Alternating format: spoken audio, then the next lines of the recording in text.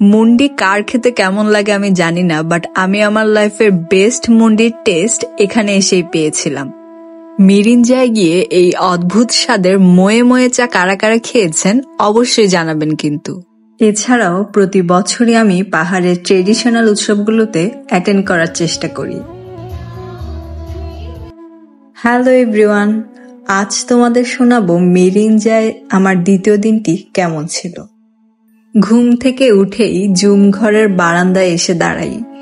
চারপাশে এত সুন্দর বাতাস বইছিল, মনে হচ্ছিল সারাটা জীবন আমি এই জুম ঘরে বসেই কাটিয়ে দিই। শহরে থাকা অবস্থায় খুব ভোরে আমার ঘুম তেমন একটা ভাঙে না, কিন্তু গ্রাম অথবা পাহাড়ে যদি যাই কেন জানি খুব ভোরে আমার ঘুমটা ভেঙে যায়। পাহাড়ের ভোরের বাতাসে আসলে আলাদা স্নিগ্ধতা কাজ করে, বাট সেদিন কেন জানি মনে হচ্ছিল সামথিং ইজ রং, কারণ ভোরের বাতাসটা জানি কেমন লাগছিল। হঠাৎ মনে হলো চারপাশটা অন্ধকার হয়ে আসছিল, কিন্তু ওয়েদার কিন্তু এমন হবার কথা ছিল না। হঠাৎ করেই পাহাড়ের এমন রূপ দেখে আমরা সবাই হকচকিয়ে বসলাম। চারপাশটা অন্ধকার আর এত বাতাস বইছিল, আসলে এমন পরিস্থিতিতে খুশি হওয়া উচিত নাকি মন খারাপ করব বুঝতে পারছিলাম না, কারণ আমাদের আজকে বেশ কিছু প্ল্যান ছিল।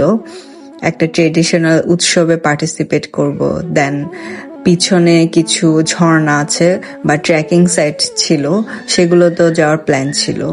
এখন যদি বৃষ্টি চলে আসে তাহলে কিন্তু যাওয়া পসিবল হবে না। তবে আমি কিন্তু মনে মনে একটু খুশি হয়েছিলাম, কারণ জুম ঘরে বসে এই প্রথমবারের মতো আমি বৃষ্টি দেখতে পারবো সেই আশায়। তো যাই হোক, সবাই ঘুম থেকে উঠে বসেছিলাম, বাতাসের তীব্রতা উপভোগ করছিলাম, অ্যান্ড সবার সকাল সকাল ক্ষুধাও পেয়েছিল, কিন্তু আমাদের কাছে কোনো খাবার ছিল না। আর আমরা যেখানে ছিলাম সেখান থেকে বাজারের ডিস্টেন্স মিনিমাম 1 আওয়ার হবে। ওয়েদারটা এতই আরামদায়ক ছিল যে সবাই আবার জুম ঘরে গিয়ে কাঁথা কম্বল গায়ে দিয়ে ঘুমানো স্টার্ট করে।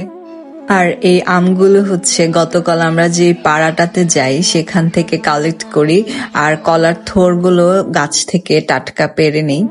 এই আমগুলো কিন্তু আমরা গামছায় বেঁধে একদম শহরে নিয়ে গিয়েছিলাম। অ্যান্ড ফাইনালি সকাল 9:30-10টা করে রোদ উঠে এবং আবহাওয়াটা ঠিক হয়। আমরা খুবই খুশি হয়ে গিয়েছিলাম এবং ব্যাগপত্র ঘুচিয়ে জুমঘর থেকে বিদায় নিই। যেহেতু ওয়েদারের কারণে আমাদের জুমঘর থেকে বেরোতে একটু লেট হয়ে যায়, তাই ট্রেকিং এর প্ল্যানটা আপাতত আমাদের বাদ দিতে হয় এবং একটা ট্রেডিশনাল উৎসবে আমাদের অ্যাটেন্ড করার কথা ছিল। আমরা ইনভাইট পাই এবং ওখানেই আপাতত এখন আমাদের যাওয়ার প্ল্যান। এত সুন্দর ঠান্ডা একটা ওয়েদারের পর এরকম বাঘের মতো রোদ উঠবে আমরা কল্পনাও করতে পারিনি, তাই আমাদের হাঁটতে খুবই কষ্ট হচ্ছিল।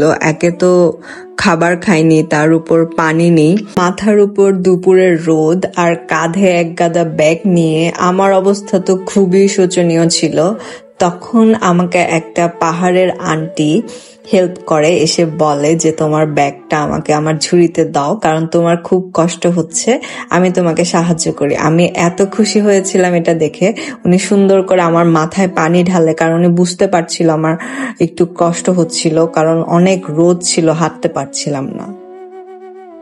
ফাইনালি অনেক কষ্ট করে ট্রেকিং শেষ করে পাহাড় থেকে নিচে নেমে আসি। নেমে এসে এই চায়ের দোকানটাতে বসি এবং এখানেই পরিচয় হয়ে যায় একজোড়া সুন্দর কাপলের সাথে। যে কাপলের মধ্যে ভাইয়া হচ্ছেন পাহাড়ের মানুষ আর আপু হচ্ছেন সমতলের মানুষ, অর্থাৎ ভাইয়া হচ্ছেন আদিবাসী আর আপু হচ্ছেন বাঙালি। অনেক বছর আগে আপু ভাইয়াকে ভালোবেসে সেই সুদূর রাজশাহী থেকে চলে এসেছে ভাইয়ার কাছে এই পাহাড়ের মানুষদের সাথে থাকবে বলে। তারা দুইজন মিলেই এই দোকানটা পরিচালনা করে। বেসিক্যালি দোকানটা তাদের, এবং তাদের একটা সুন্দর ইনভেনশন হচ্ছে ময়ে ময়ে চা। নামটা সুন্দর না? আমাদেরও কিন্তু খুব সুন্দর লেগেছিল। ময়ে ময়ে চায়ের টেস্টটাও ছিল খুব ভালো। দাম মাত্র 10 টাকা। আপনারা ট্রাই করবেন কিন্তু। ভাইয়া এবং আপু এতটাই মিশুক ছিল যে মনেই হচ্ছিল না আজ তাদের সঙ্গে আমাদের প্রথম দেখা। তারাই বেসিক্যালি তাদের এক ট্রেডিশনাল উৎসবে আমাদেরকে ইনভাইট করে নিয়ে যায়। আমাদের অবশ্য অন্য আরেক জায়গায় উৎসবে যাওয়ার কথা ছিল, কিন্তু আমরা সেটা স্কিপ করে ভাইয়া এবং আপুর সাথেই তাদের উৎসবে চলে যাই।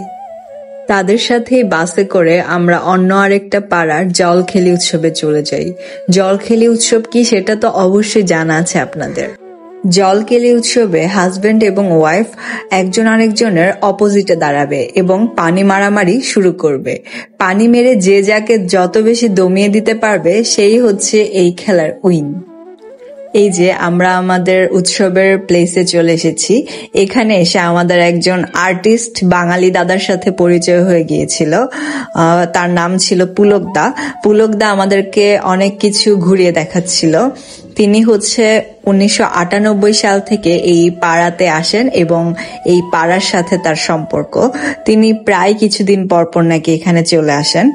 এই পাড়াটা নাকি তার ঘর বাড়ির মতোই হয়ে গিয়েছিল। তো তিনি আমাদেরকে অনেক কিছু বলছিলেন, তাদের ট্রেডিশন, তাদের খাওয়া দাওয়া, তাদের ঐতিহ্য সবকিছু নিয়ে তিনি আমাদেরকে ধারণা দিচ্ছিলেন। আমি সাধারণত প্রতি বছরই সাংরাই কিংবা জলকেলি যে উৎসবগুলো হয় সেগুলোতে অ্যাটেন্ড করার চেষ্টা করি এবং বিভিন্ন জায়গার সাংরাই উৎসবগুলো আমি এক্সপ্লোর করি। এই বছর আমার ইচ্ছে ছিল যে মিরিঞ্জা কিংবা লামার যে উৎসবগুলো সেগুলোতে অ্যাটেন্ড করার, এবং আমি ফাইনালি করেওছি। আমরা যে উৎসবে অ্যাটেন্ড করি সেই উৎসবটি ছিল একদমই ঘরোয়া। সেখানে বাঙালি ছিল না বললেই চলে। আমরা জাস্ট কয়েকজন 4-5 জন ছিলাম। মানুষ কম থাকলে কেন জানি আমার ওই উৎসবগুলো আরো বেশি ভালো লাগে, আমি আরো বেশি এনজয় করি, কারণ ভিড় কম থাকলে এই উৎসব আসলে ভালো লাগে। সবচেয়ে বড় বিষয়, আমরা যখন উৎসবে অ্যাটেন্ড করি ওখানের সকল মানুষ আমাদেরকে এত সুন্দর করে আন্তরিকতা দেখিয়েছিল, আমি আসলেই সারপ্রাইজ। আমার একদমই মনে হচ্ছিল না আমি প্রথমবার তাদের উৎসবে আজকে গিয়েছি এবং প্রথমবার তাদের সাথে আমার দেখা।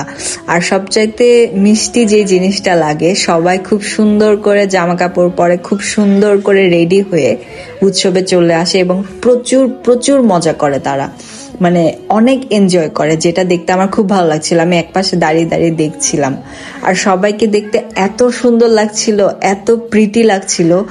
কাদের কাদের সাংরাই এবং জলকেলি উৎসব ভালো লাগে অবশ্যই কমেন্টস করে জানাবেন। এই তো শুরু হয়ে গিয়েছে জলকেলি উৎসব, যেখানে পার্টনাররা তাদের একজন অপরজনকে পানি ছোড়াছুড়ি করছিল।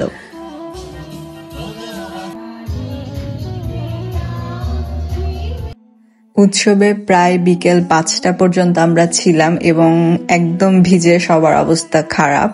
আমরা আর চাইলেও অনেকক্ষণ থাকতে পারবো না, কারণ আমাদের সন্ধ্যায় বাস ছিল চট্টগ্রামের। তাই ইচ্ছে থাকা না সত্ত্বেও উৎসব থেকে চলে আসি সকলের কাছ থেকে বিদায় নিয়ে। দেন পুলকদার সাথে পাড়ায় আসি, কজ আমাদের সকলের ফ্রেশ হতে হবে। পাড়ায় মোটামুটি সবগুলো ঘরই ছিল টিনের দোতলা ঘর, দেখতে খুব সুন্দর লাগছিল। আমি যতটুকু জেনেছি সেখানে নাকি পানির খুব সংকট, জিনিসটা শুনে আমার একটু খারাপ লাগে। তো পুলকদা বললেন যে চলো তোমাদেরকে পাড়াটা ঘুরে দেখাই, তাই সেই চান্সটা মিস করলাম না। একদম সুন্দর করে পাড়াটা ঘুরে ঘুরে দেখলাম। পাড়ার পিছনেই নাকি মাতামোহরী নদী রয়েছে, তিনি আমাদেরকে সেখানেও নিয়ে যান। অ্যান্ড ইয়েস, এটাই নাকি মাতামোহরী নদীর অংশ। দেখতে এত স্নিগ্ধ, এত সুন্দর লাগছিল, একদম সূর্য ডুবি ডুবি অবস্থা তখন, চারপাশটা এত ভালো লাগছিল।